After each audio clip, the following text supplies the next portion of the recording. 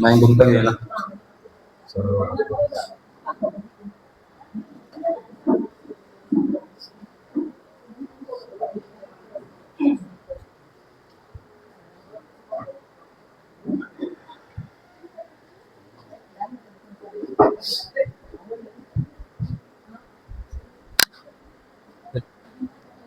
Philippines niya eh. Ayit.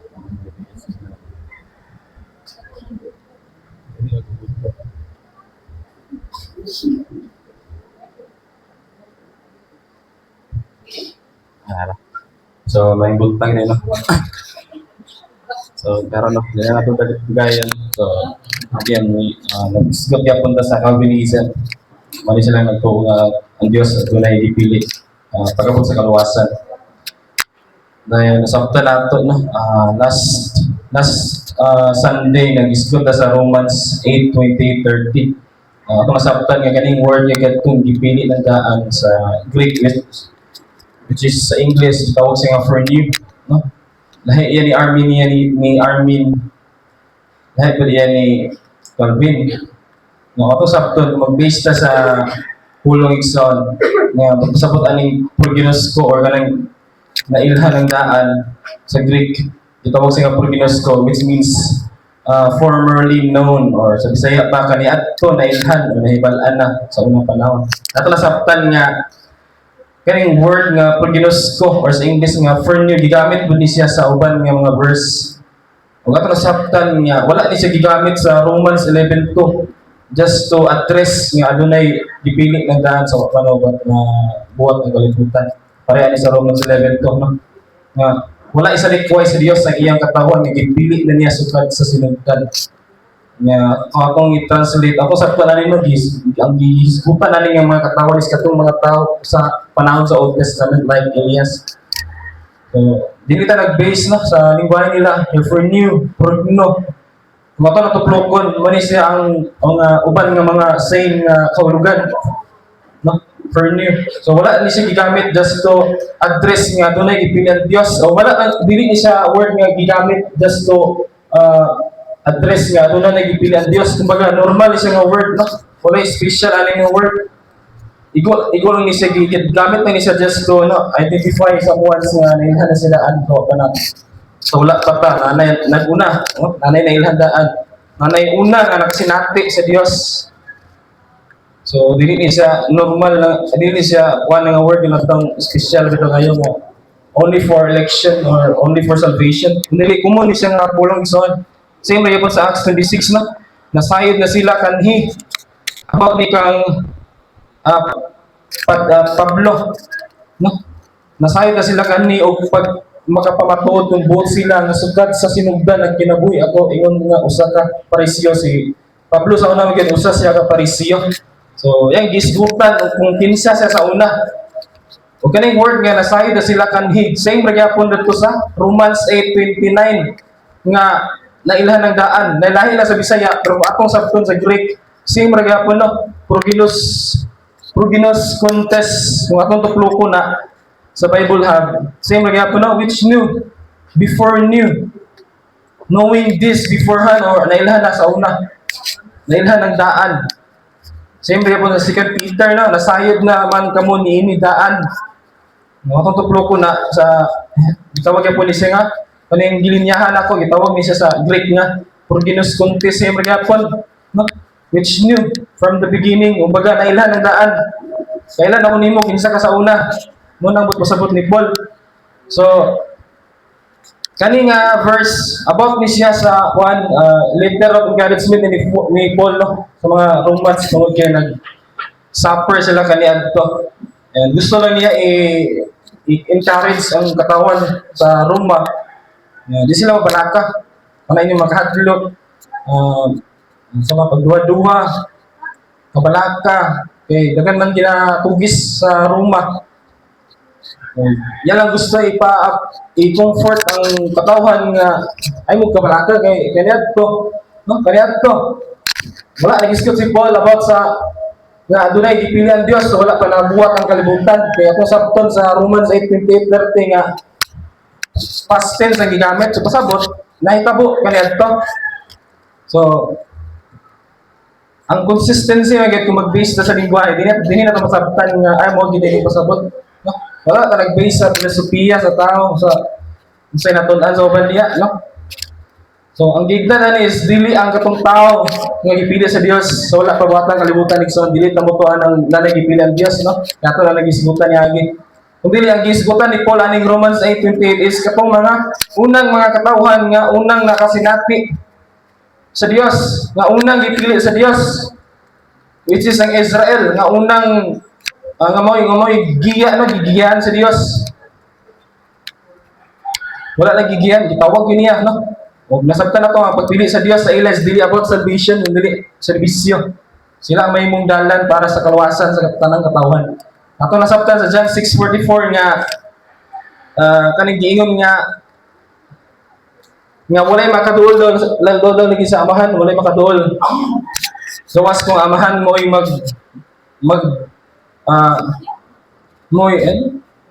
walay makari kanako gawas ko ng akong amahan nga nagpadala kanako maoy mo paduol kaniya ngari kanako og banawon ko siya sa katapusan adlaw. So mura sa kuan nga nang naigipili ang Dios bagay wala tay makaduol sa iya.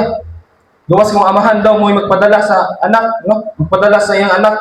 Pero kung nasabtan sa verse 45 nga ang pagtulunan man diay ang makapaduol sa nato diya sa Dios, no? Diyan na nga ang mamati sa amahan.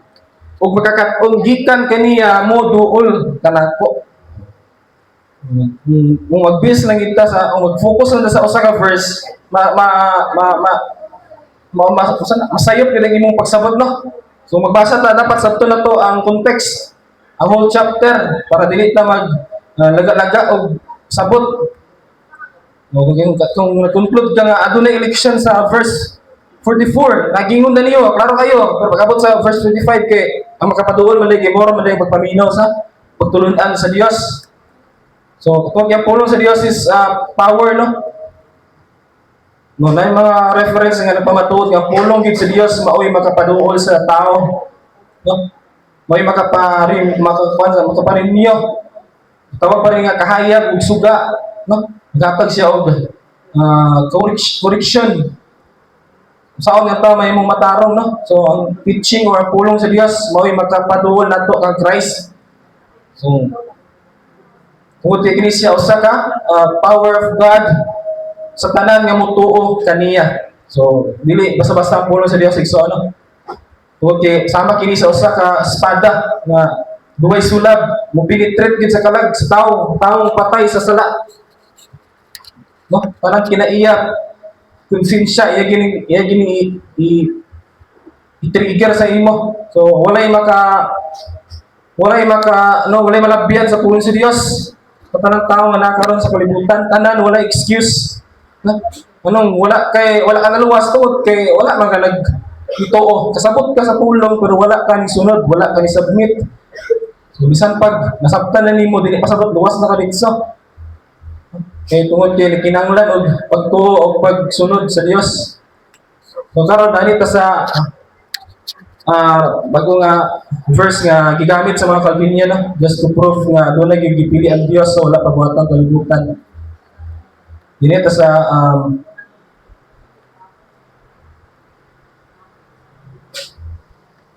John 15:16. So ato na inisgutan ang uban, no? Last na lang ugma, last na ni ugma. Dahil mo pusit na rin na sa kuan, limited atonement.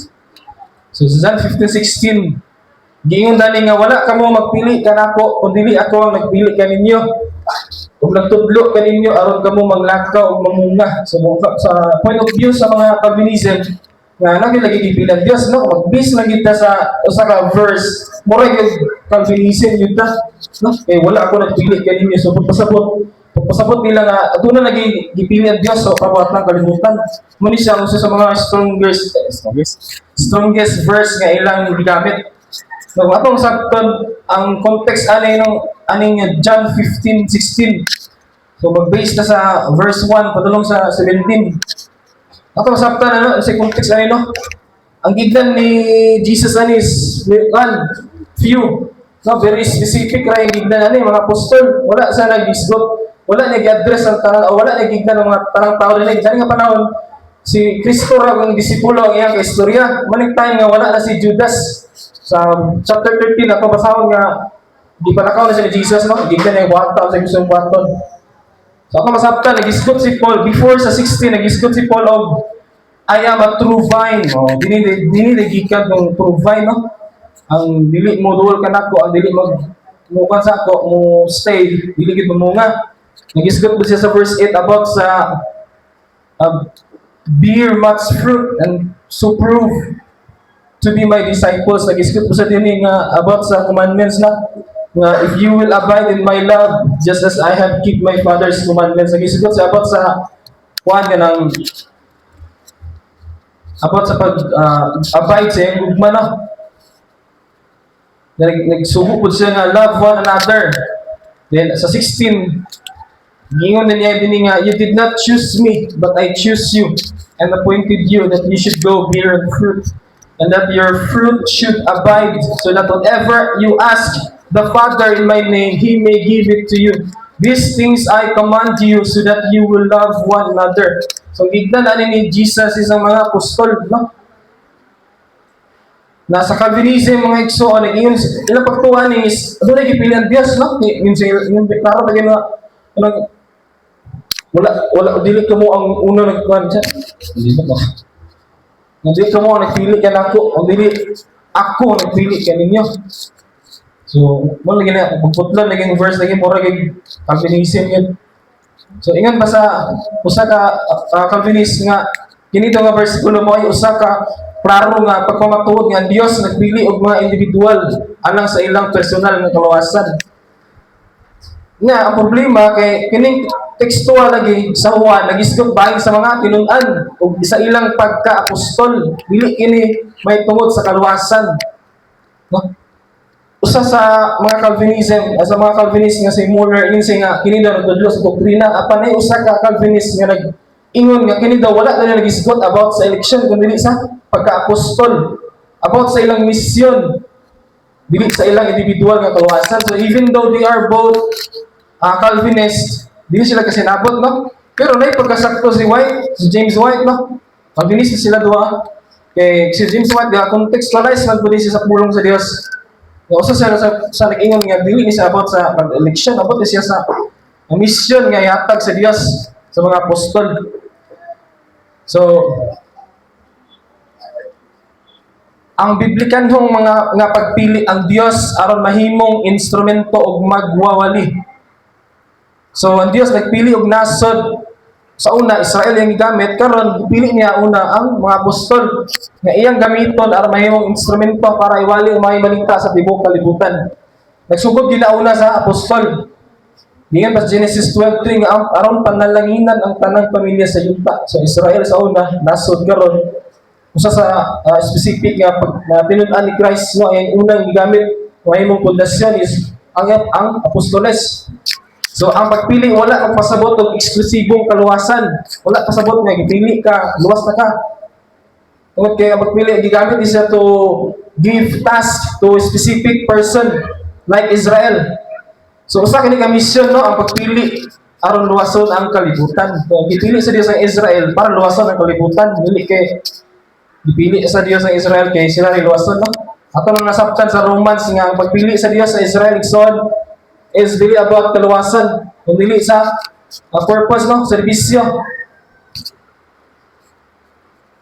Karon, ang Dios nagamit og external nga pamaagi, dili internal nga irresistible grace nga kawasan na dili mabalibaran.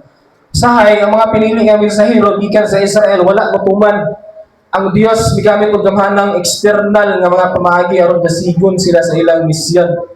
Ano hindi ingon tani nga na makabutang nga kahayag about kang Paul, kang Jonas, isda, no? Kaon sa isda. Ngayon, pagkabanhaw sa mga patay, ang isangyaw nga pulong. So, ang paggamit sa Dios o talagsaong mga pamaagi aron masiguro nga ang iyang mensahe ikasulti. Dili pa matuod nga iyang pugson pag-usap ang kasing-kasing sa tao aron lang kini motuo. Dayon, ang kakuyaw. Ang kakuyaw sa kaugalingon nga pagbasa. So, ang paagi ni Muller sa pagsabot sa John 17:16 exod is gitawag siya nga egocentric. Ano itong ikaw rin nakasabot sa imong kan gibasa, ikaw ra pay nag-translate, ikaw ra pay nag-interpret, no? O nga wala ni magi-consider nga unsay kung text aning John 17. Kaya kung iyang pasabot ani nga nagiyon na niya, sayop ang pagbasa sa atong kaugalingon ngadto sa teksto. Kung ang atong ang kunon nga kita ang ipasabot sa maong pagampo.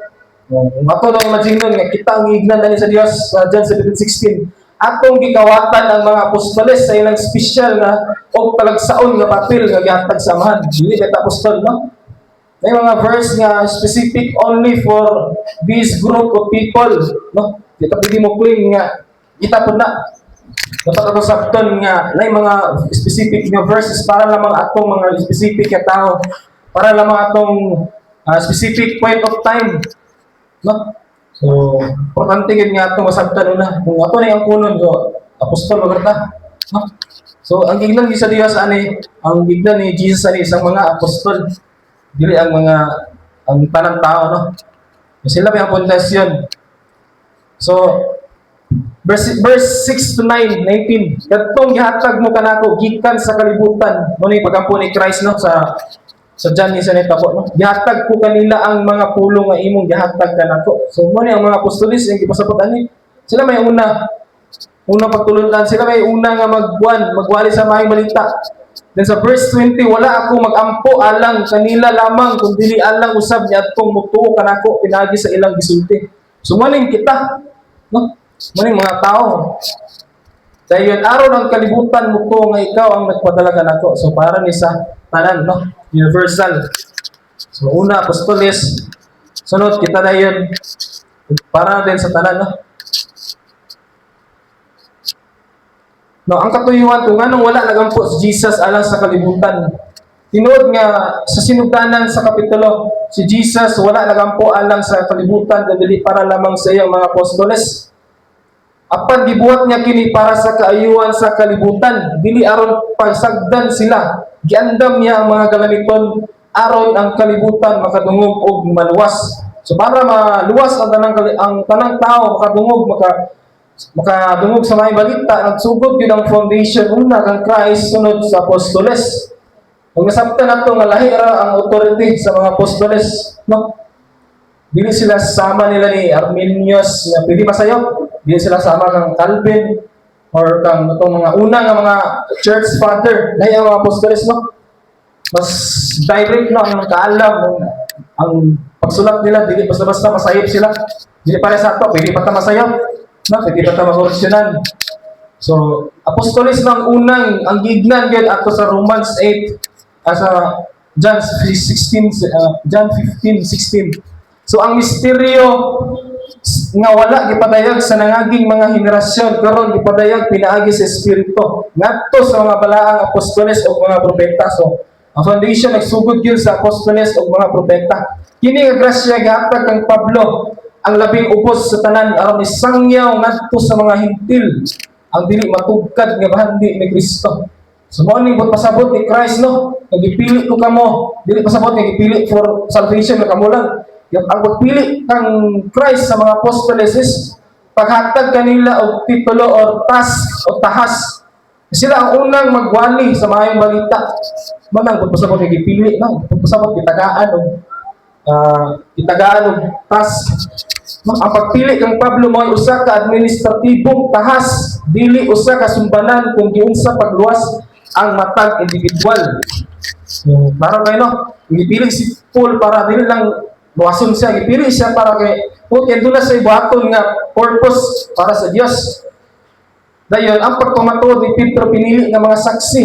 Human sa pagkabandaw ni Kristo, ang Dios wala magpakita kaniya sa tanang mga tao. Wala siya makita sa tanang mga tao kung dili sa mga saksi nga daan ng gipili sa Dios.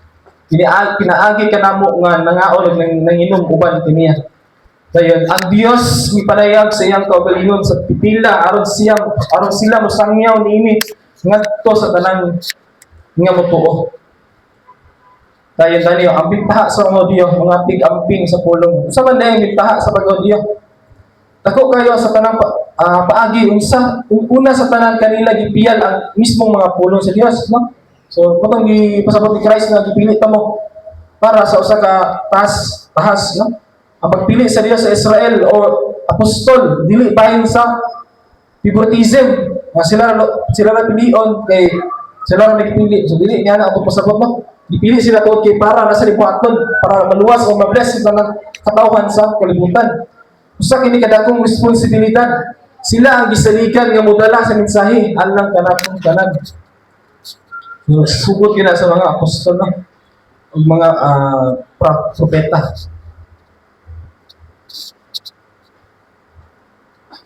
So sa diyang ang mga Calvinist mubasa sa John 15 ug 17 nga daw sila gipili o gitawag sa susamang paagi sa mga apostoles, naghimo sila og dakong sayop na dili lamang nila gipaliko ang tinuod nga bibiganhon nga doktrina sa pagpili, kundi gipaubos sila usab nila ang talagsang otoridad sa mga apostoles, no?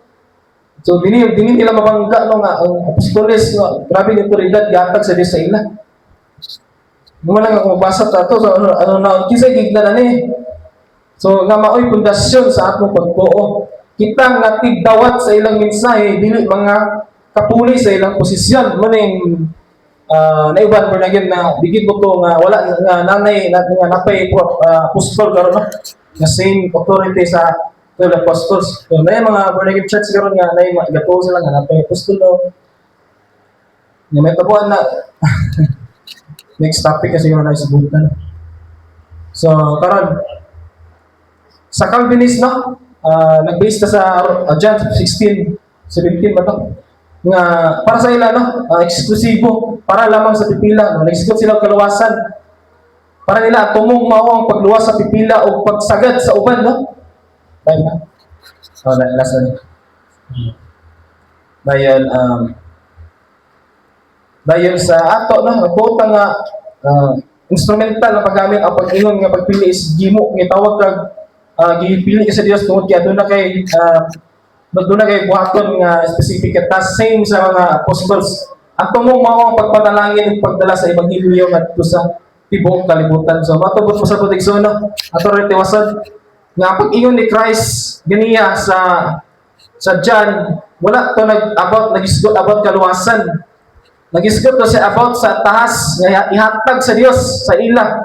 Sa diyang mawala si Christ ug mo saka pa daw sa langit, no? So wala to sa nagisgot sa salvation nga ano na nagipili ang Dios so wala pa batang kalibutan, ano na nagi-appoint ang Dios so wala pa batang kalibutan. Kung di na pagpili it means to give a specific task para nila, and they are the foundation of our faith. So sa ila nagsugod ang kaluwasan, sa ila nagsugod ang pagwali, igo na tani dawat, no? Nagtuo. So moro to na ato sa maron sunod Sunday, no? Wala pa ito naman sa atong tungog maya ako balik sa Diyos.